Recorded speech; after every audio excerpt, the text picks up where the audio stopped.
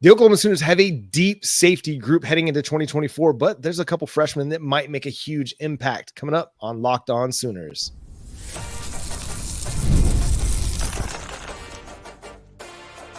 You are Locked On Sooners, your daily podcast on the Oklahoma Sooners. Part of the Locked On Podcast Network, your team every day.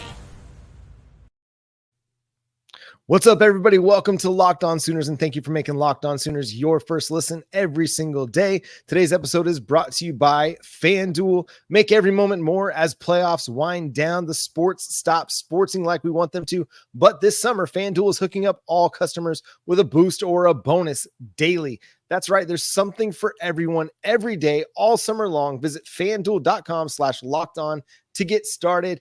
I'm John Williams. You can follow me on Twitter at John9Williams, my buddy. This is Jay Smith. You can follow him on Twitter at Unfair Sports. The show is at Locked On Sooners. And shout out to all the everydayers for making Locked On Sooners their first listen every single day. Again, free and available on all podcast platforms and on YouTube. So make sure you hit the subscribe button.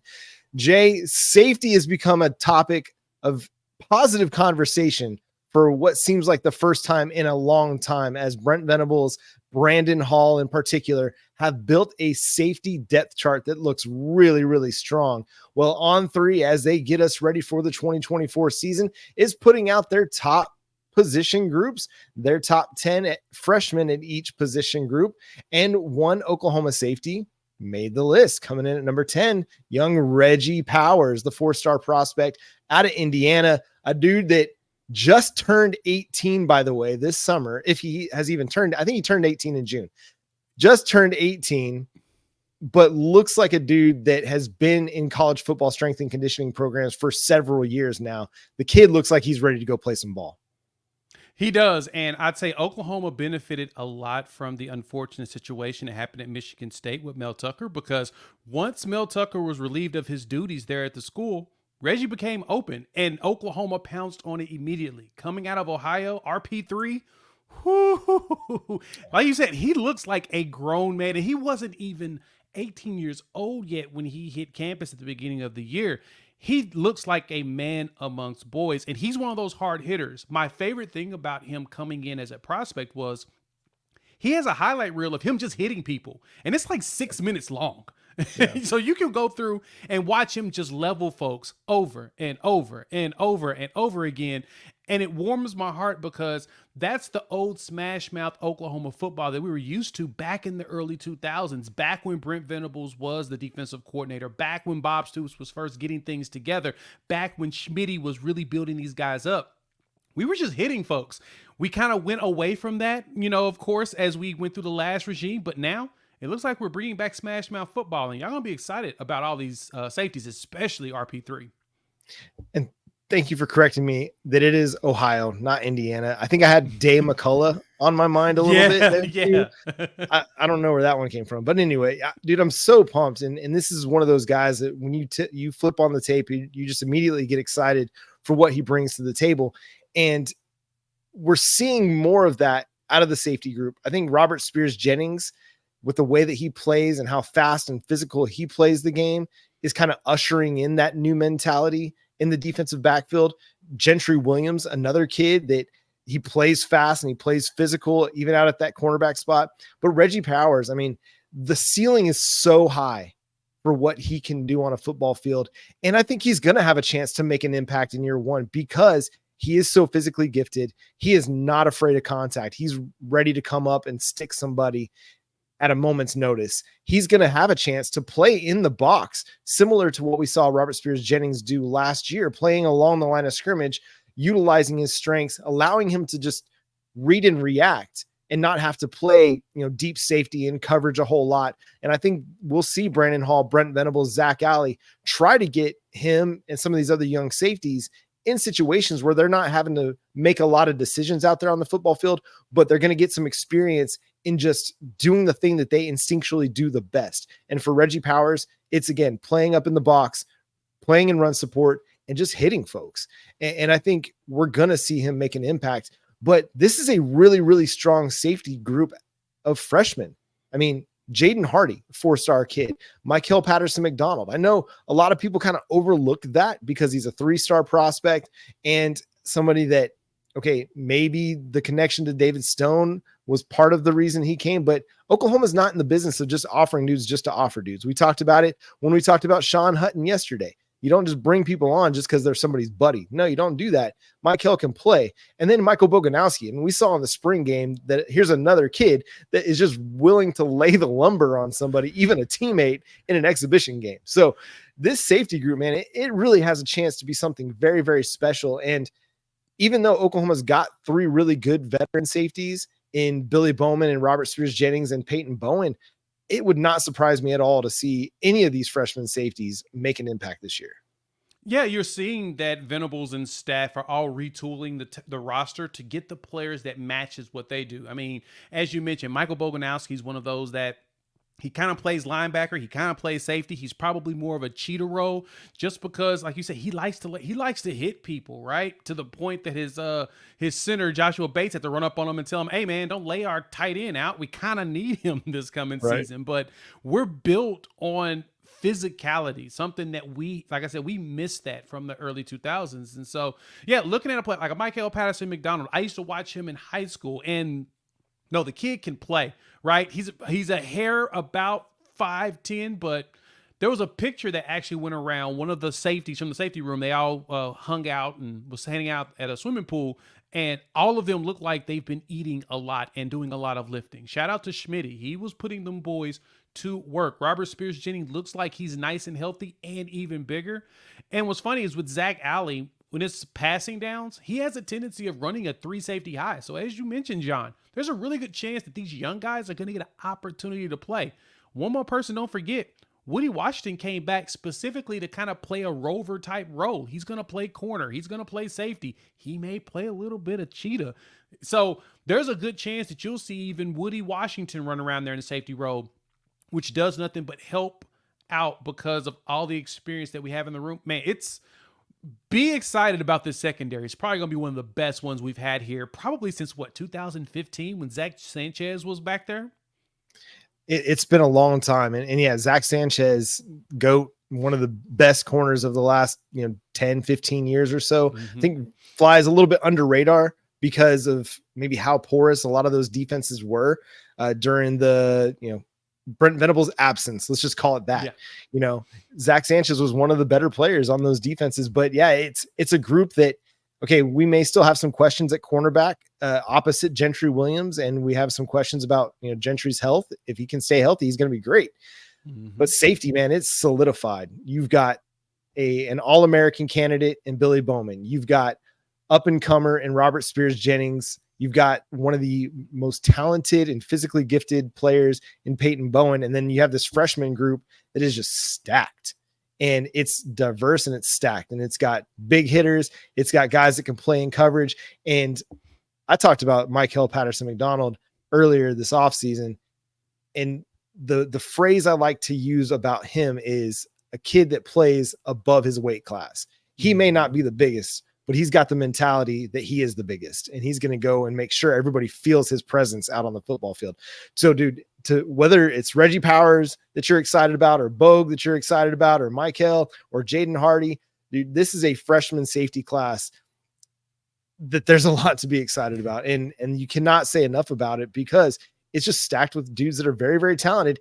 And the beauty here also is because it's so deep at the top, you can bide your time a little bit. None of these guys have to rush out on the field, but you can get them out there, get them some snaps, let them get their feet wet, figure out what they do well, figure out where they need to grow, and they can develop. They can take their time and develop. And as Billy Bowman goes off to the NFL next year, and Robert Spears-Jennings probably the year after that, they'll start to see their role increase. Yeah, and not even counting the preferred walk-ons here, you've got 4 veterans that are playing at the safety position this coming season, and 2 of them have at least 3 years of experience and 2 years with Brent Venables. And so walking into year 3, we know Venables' defense is pretty complex, and Zach Alley is basically a clone of him because he cut his teeth at Clemson. You bring him in, we're going to be able to play with a lot of experienced guys in comparison to everyone trying to figure out what they're supposed to do. So the young guys, as you mentioned, they're going to have a great opportunity to learn and probably get on the field, because as much as they hit, that usually leads to a stinger or two. So rotations are going to be heavy. Brendan Hall's got a great room, and he's got a great opportunity to show out here in the SEC. And that's not slowing down at all. The recruiting is on fire for Oklahoma and has been for several years under Brent Venables. But looking at 2025 recruiting rankings for the SEC, Oklahoma's staying right there at the top. We'll discuss next, coming up here on Locked On Sooners.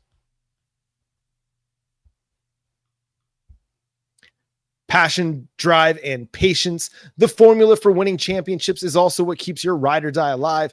eBay Motors has everything you need to maintain your vehicle and level it up to peak performance. Superchargers, roof racks, exhaust kits, LED headlights, and more. Whether you're into speed, power, or style, eBay Motors has you covered. With over 122 million parts for your number one ride or die, you'll always find exactly what you're looking for. And with eBay Guaranteed Fit, your part is guaranteed to fit your ride every time or your money back. Because with eBay Motors, you're burning rubber, not cash. With all the parts you need at the prices you want, it's easy to make your car the MVP and bring home huge wins. Keep your ride or die alive at ebaymotors.com. Eligible items only. Exclusions apply. eBay Guaranteed Fit only available to U.S. customers.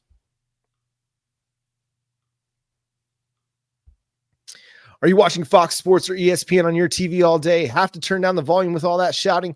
Make the switch to Locked On Sports Today, a free 24/7 sports streaming channel programmed for you every day to bring you the biggest stories without all the screaming. Locked On Sports Today brings you can't miss analysis, opinions, and news, streaming 24/7 on YouTube or the free Amazon Fire TV channels app, part of the Locked On Podcast Network, your team every day. So the Oklahoma Sooners have received 3 commitments in the 2025 class since June 17th.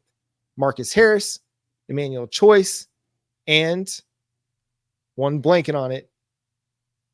You got Sean Sutton, which would be your PWO, but I had it in my head just a second ago. Sorry. CJ Nixon. Thank you. CJ Nixon, the most recent one. 4-star edge that we talked about just the other day on the show. My bad, everybody. 3 commitments in that time has pushed Oklahoma to number 3 in the SEC, number 5 overall in 2025 recruiting. And this is still with some of their top prospects still on the board in 5-star offensive tackles, Michael Fasusi, Ty Haywood, Andrew Babalola, and 5-star safety, Jonah Williams as well. So, and 4-star offensive tackle, Lamont Rogers, 4-star tight end, Desan Brain. There's a lot of guys out there that Oklahoma is still pursuing. They might not get all of them, but they're still definitely in the mix for. So this has got a chance to be another top 10 class. I think it's pretty well solidified it's going to be, but has a chance to be up there in the top 5. Yeah, and you've got a lot of commitments coming up. Like tomorrow, today, since this is Friday, you'll have Darius Afalava out there in Utah. He's doing his commitment in the afternoon on Friday. July 1st feels like not only going into the SEC, you're going to have a whole bunch of sparks. I think there's about 4 guys that Oklahoma's after that's going to be doing their commitments then. You've got wide receiver Cortez Mills, who's supposed to be lingering around early to mid-July. We're now in commitment season, and I always talk about this even on my channel before, that July is really when Oklahoma gets the majority of its commitments. Last season, we came into June going with roughly like 6 or 7 commitments, and people were really concerned. And I kept saying, just wait a minute, like Tom Hanks, because as soon as July hit, all the floodgates open. That dead period, it feels like it's the time when after OVs, the opportunities decided like, okay, they sit down, they evaluate, no one's bothering them. And they're like, you know what? 4th of July, let's make some sparks, get the family together. Boom. And you start seeing the floodgate of all the commitments. And so I anticipate Sooner fans, we're going to be talking about a lot of stuff early next week because it feels like a lot of commitments could potentially come down the line starting tomorrow. So where do you think this lands for the Oklahoma Sooners? Because we've seen over the last few years, Alabama recruits at the highest level. I actually wrote a piece over at Sooners Wire that published on Thursday, just kind of breaking down how the SEC ranks in, or really how the nation ranks in recruiting rankings over the last 3 years. And the Oklahoma Sooners, they come in at number 5. Over the last 3 years, average their recruiting ranking out, and they're number 5. Only 4 teams better than them. They're one of only 5 teams to have a top 10 recruiting class each of the last 3 cycles. Alabama's up there, number 1. Georgia's number 2. Ohio State's number 3. Texas, number 4. So where does this land? Because Alabama, they're going through the Nick Saban to Kalen DeBoer transition after kind of a brief, maybe, I don't even want to say a rocky start for Kalen DeBoer, just kind of a get to know you period, really, for Alabama prospects. Things are really turning up for Kalen DeBoer and the Crimson Tide. We know Georgia's going to recruit with some of the best. They're basically taking USC's soul right now on the defensive side of the ball. And we know that LSU is going to recruit well too. So how high do you think Oklahoma can climb if we're comparing them to the SEC right now? If everything works out the way that it seems to be trending, Oklahoma has a great chance. Sooner fans, be excited. There's a reason for optimism. There's a good chance this class finishes in the top 4 without a doubt, because the big bulk of the players that Oklahoma wants to go after, and we talked about this earlier this week when the one Oklahoma collective, they brought all of the collectives into one place, all in-house, where they could really evaluate what they have. It appears that Curtis Lofton, who is the general manager, is going to be taking a look at that, evaluating the options, and making it a lot easier to go after these top players. If Oklahoma's able to pull the 5-star lineman that they're really going after, guaranteed this class is going to be top 4, because no one else is going to be able to jump or surpass them. I'm sensing that this class finishes at about 25, and I see that there's a good chance that we see the rest of those players come in by the end of July. With that, I'm going to say top 4. So where do you stand with Jonah Williams? Because for the longest time, it seemed like Jonah Williams, the 5-star safety out of South Texas, was going to be heading towards Oklahoma. A bunch of predictions even flooded that way. And then things really shifted towards Texas A&M, obviously a 2-sport star, hoping to play both baseball and football. And with what the Aggies were doing on the diamond under Jim Schlossnagle, it looked really much, I mean, everything has been trending towards the Aggies in College Station for the last several months. Well, now Schlossnagle's gone to UT. We know Jonah has a strong affinity for Oklahoma, been a fan of the team for a long time. Do you think that this shifts anything back in Oklahoma's favor? That actually has been a very interesting and intriguing thing that's been going on with this.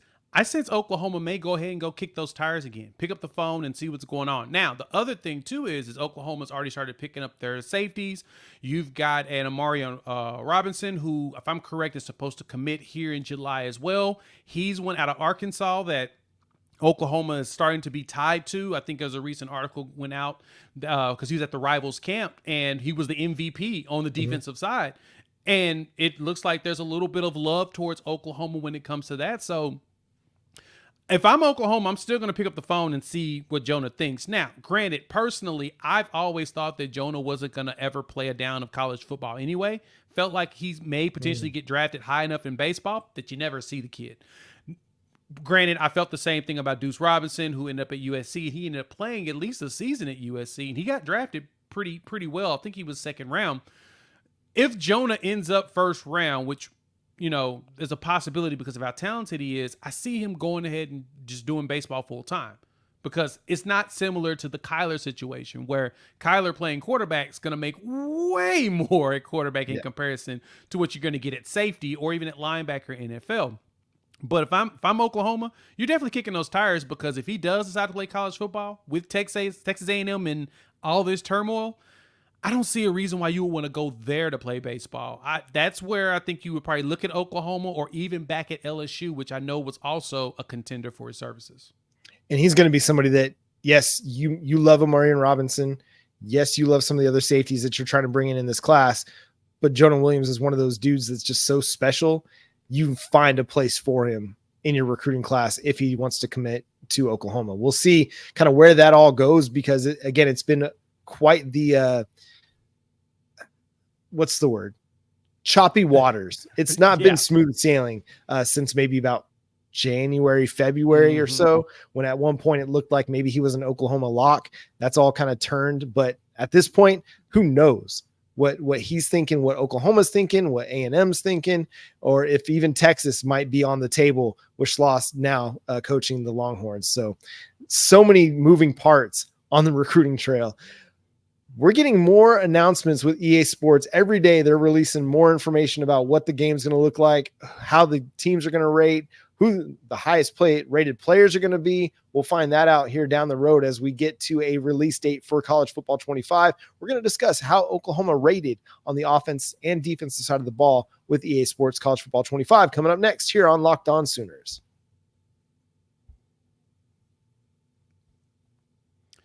I love sports. I love them so much. I never want them to stop.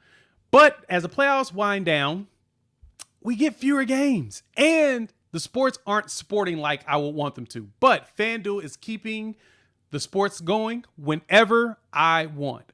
All I have to do is get the app, dream up whatever I want, and make a bet when I'm in the mood. Like, for example, you got the Colorado Rockies and the Chicago White Sox playing. The Rockies are a 1.5-point favorite on the road. Kind of intriguing if you want to make a little extra money. So this summer, FanDuel is hooking up all customers with a boost or bonus daily. Yep, that's right. There's something for everyone every day, all summer long. So please go head over to FanDuel.com/locked on and start making the most out of your summer. FanDuel, the official sports betting partner of Major League Baseball.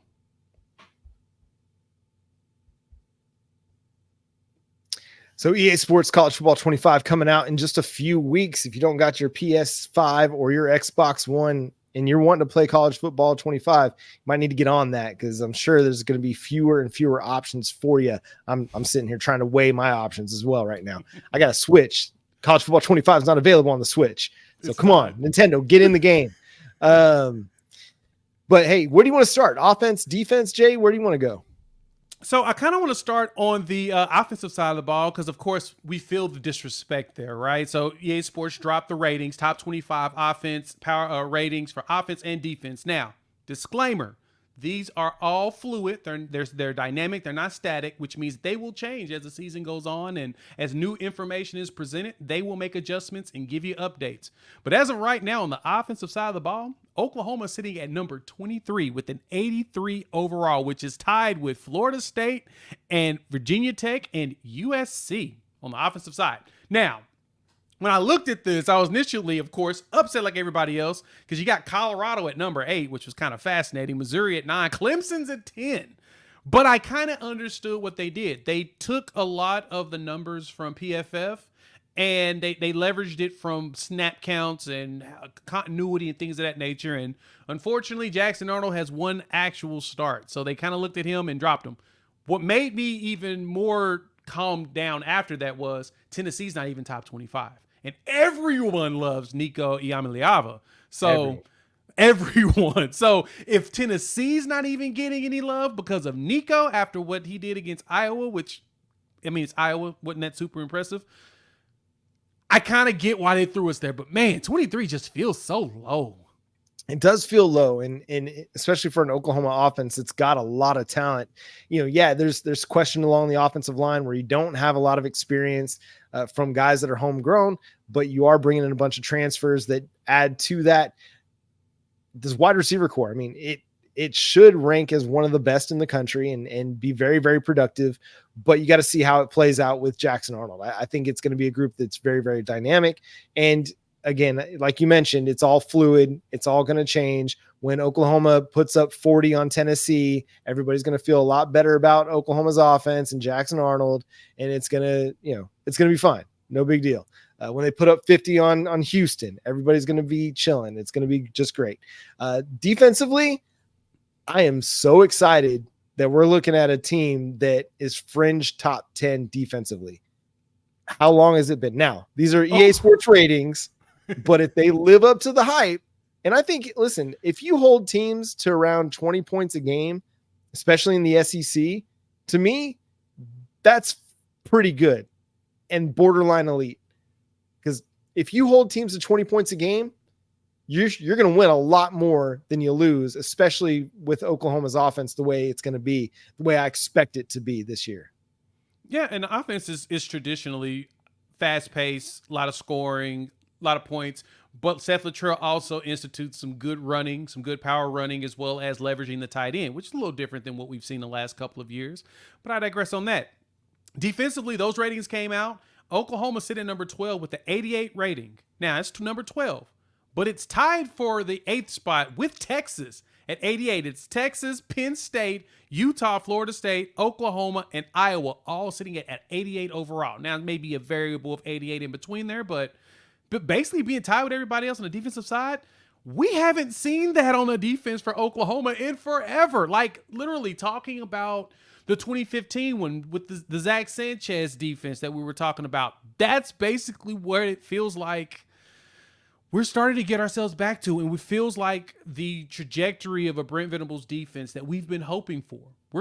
This defense is going to be really good. And if there's one thing that I would hope for from this defense, if anything, it can carry us majority of the season as our offense gets acclimated with the young quarterback, young offensive line, but very veteran skills positions. Running back room is veterans. Same thing with the wide receiver room. If we can just get the defense to make it a lot easier for them, oh man, I expect this season to be big, especially as we start the season against Temple. We can go out there and score 73 again, then I think everybody's going to be quiet about the rest of the team. Yeah, and it's a defense that is starting to get the reputation from its head coach, and a guy who has been one of the best defensive coordinators for the last 20 plus years. You know, you look at USC, and Lincoln Riley can't outrun his reputation as not being able to field a defense.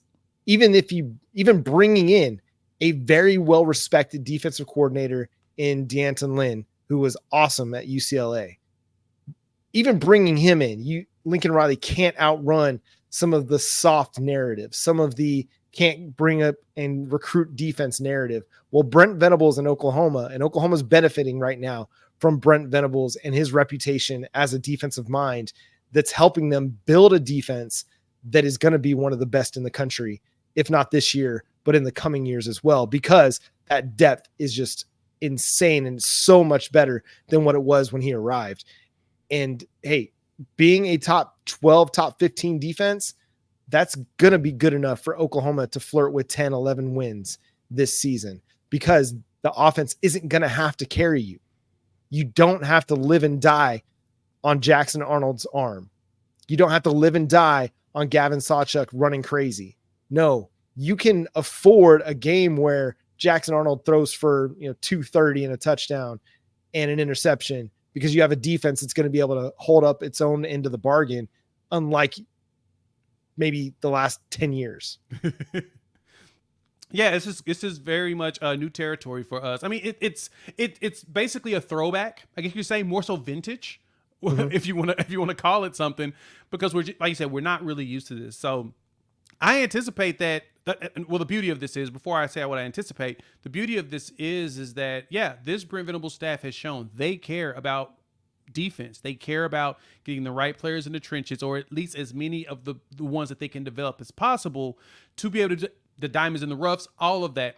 And it's funny because that's like the one thing we hear about Texas. That's really the thing that gas up about them. Like, oh, Sark and them is really recruiting in the trenches, the place that Texas has never really recruited. And it's like, so we're not going to pay attention to what Oklahoma's done because we push them around. That's been the tradition as old as the game itself. Oklahoma pushes around Texas. I anticipate that always to continue. So I anticipate Oklahoma to make get these players, get the ones they need, as well as the ones on the roster, do what needs to be done to push people around in the SEC, not just our biggest rival. Yeah, so the ratings are fun. It kind of provides a bit of a glimpse at maybe where these teams stack up right now. And again, I think Oklahoma is going to impress a lot of people offensively, and I think the defense is going to hold up its end of the bargain. It's going to be a fun season, dude. I cannot wait to get to football. I mean, we're getting the official introduction to the SEC on Monday, and it's off to the races. We'll be 2 months out from the start of college football season, and we will cover it all here on Locked On Sooners. So make sure you subscribe to the show wherever you get your podcasts. For your second listen of the day, make sure you go check out the Locked On Sports Today channel. Locked On has launched the first ever national sports 24/7 streaming channel on YouTube, and now it's also available on the Amazon Fire TV in the free Fire TV channels app. Locked On Sports Today is here for you 24/7, covering the top sports stories of the day with the local experts of Locked On, plus our national shows covering every league. Find Locked On Sports Today now available on the free Fire TV channels app. Follow Jay on Twitter at Unfair Sports, but he's Jay Smith. Follow at Unfair Sports. I'm at John 9 Williams. The show is on Twitter or X, on Facebook, on TikTok, on Instagram at Locked On Sooners. And again, subscribe to the show wherever you get your podcast. But for Jay Smith, I'm John Williams. We'll catch you next time. Boomer Sooner.